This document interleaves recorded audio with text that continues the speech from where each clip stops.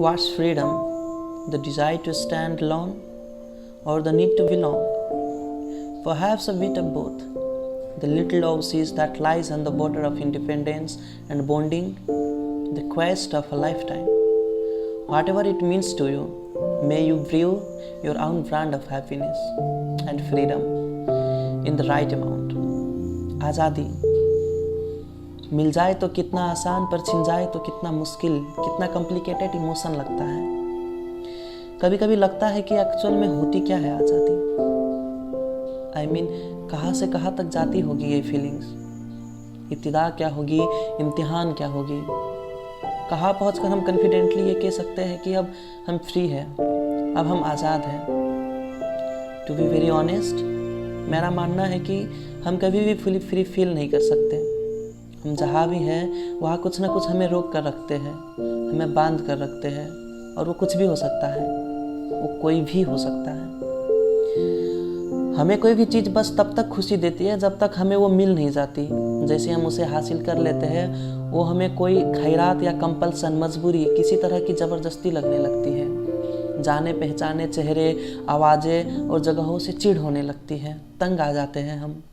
घर घर नहीं लगता, जेल लगने लगता है। स्टैंडर्ड्स हाई होने लगती है, टेस्ट चेंज होने लगती है। कहते हैं ना, grass is always greener on the other side. हम आज़ादी के लिए क्या नहीं करते।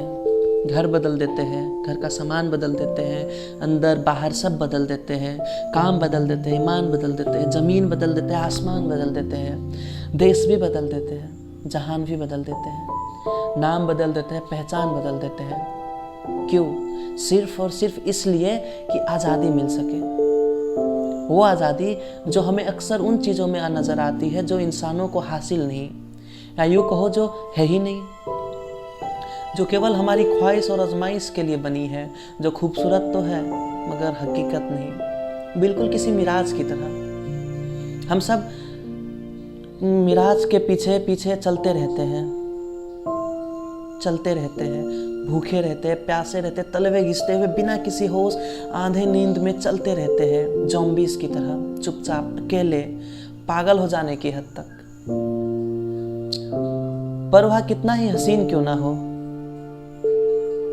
पर वह हम कितना ही हसीन क्यों ना हो, कभी ना कभी टूट ही जाता है, टूटकर बिखर ही जाता है। कभी कभी लगता है शायद आज़ाद होने के लिए पहले कुछ वक्त कैद में रहना ज़रूरी होता है। शायद खुलकर सांस लेने के लिए घुट घुट कर जीना ज़रूरी होता है। दिन की रोशनी में ज़ोर से हंसने के लिए रात के अंधेरों में चुपचाप रोना ज़रूरी होता है। या फिर किसी से प्यार करने, किसी के साथ रहने के लिए पहले अकेलेपन से लड़ना ज़रूरी होता है। वो हेल्पलेसनेस, वो सफोकेशन, वो खालीपन फील करना ज़रूरी है, ताकि जब लड़कर उससे बाहर निकले तो ऐसा लगे कि आज़ादी मिली नहीं, कमाई गई है।